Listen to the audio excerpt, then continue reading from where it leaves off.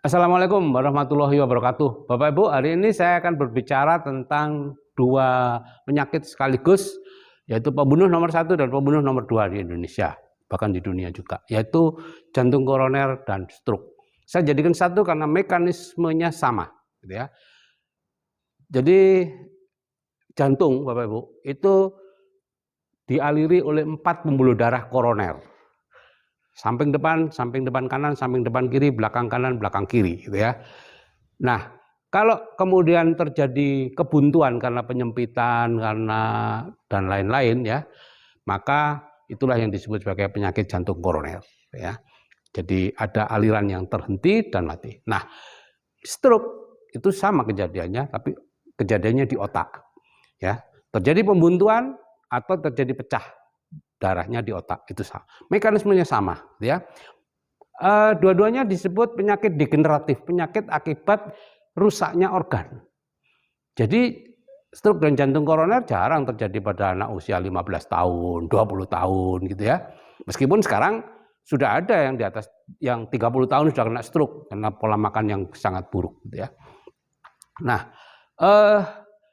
pelaku utamanya itu ini radikal bebas. Hampir semua, kalau kita bicara tentang penyakit degenerasi, pelaku utamanya adalah radikal bebas, yaitu atom O yang kehilangan elektron dan akhirnya merusak masuk kemana-mana, gitu ya. Kemarin sudah saya anukan ya, mencegah penyakit degeneratif itu ya. Nah, peran pembantunya dipegang oleh kolesterol yang tinggi, trigliserida yang tinggi, dan protein yang rendah di dalam tubuh, gitu ya. Jadi radikal bebas itu merusak sel-sel pembuluh darah, terutama yang di dalam itu, ya, yang di salurannya itu, ditambah dengan protein yang rendah dari tubuh, tidak bisa segera sembuh, sehingga terjadilah peradangan, sel-sel radang masuk ke situ, akibatnya nonjol, nonjol gitu di dalamnya, terjadi penyempitan. Nah, kalau penyempitan macam-macam nanti, ya, akhirnya jadilah stroke dan penyakit jantung koroner karena ada penyempitan itu tadi. Atau kaku, sakitnya di mana-mana, ya, seluruh tubuh itu kena sembuh, kena sembuh, kena sembuh, kena sembuh, tapi sembuhnya tidak sempurna, akhirnya kaku. Nah, kalau kaku yang terjadi adalah darah tinggi atau hipertensi, dan ini pun bisa menyebabkan stroke karena pecah pembuluh darahnya, gitu ya. Nah, peran yang kedua adalah kolesterol. Kolesterol itu normal ada, kita sendiri memproduksi kolesterol. Jadi Bapak Ibu sebenarnya tidak terlalu perlu khawatir tentang kolesterol, gitu ya. Karena apa? Kalau kolesterol itu dalam kondisi normal, itu ya melayang-layang aja di dalam darah, dia tidak melekat. Tapi begitu kolesterol itu kena radikal bebas, dia berubah menjadi seperti permen karet, lengket. Kemudian ditambah dengan di situ ada tonjolan-tonjolan karena pembengkakan akibat keperusahaan oleh tadi, kolesterolnya nempel di situ, nempel, akhirnya buntu, gitu ya. Dan kalau sudah agak buntu, nah trigliserida ini kan lemak itu, membuat darah itu menjadi tidak encer lagi. Sudah sempit, ininya tidak encer, ya udah berhenti di situ. Nah itu yang menyebabkan Bapak Ibu. Jadi kita perlu suplementasi Bapak Ibu, ya, suplementasi, ya. Untuk mencegahnya kita perlu high protein, ya.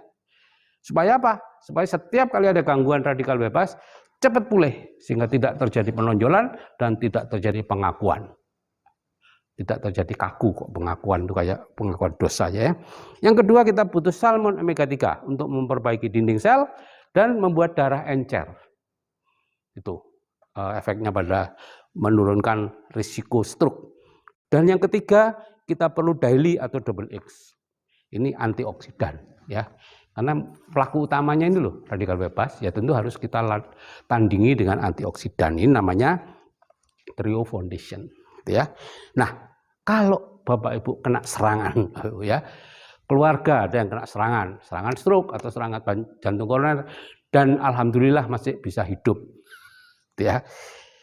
Maka apa yang perlu Anda lakukan? Segera grojok dengan high protein sebanyak dia bisa minum. 3 kali dosis, 4 kali dosis, berikan semuanya, ya. Karena kita punya waktu kurang dari 8 jam Bapak Ibu. Kalau lebih dari 8 jam sudah permanen. Artinya. kurang dari 8 jam, maka sel yang mati akibat pembuntuan tadi itu masih bisa diselamatkan oleh protein yang kita gerojok. Jadi siap-siap di rumah protein Bapak Ibu. Ya, jangan pendek loh 8 jam ini. Anda baru sadar tidak punya protein, pesan, ya sudah telat. Pesan datangnya 2-3 hari lagi, gitu ya. Nah, itu saya kira yang bisa saya sampaikan tentang penyakit jantung koroner dan stroke, Bapak Ibu. Makasih, salam sehat dari saya, Sigit Setiawadi. Saya akhiri, wassalamualaikum warahmatullahi wabarakatuh.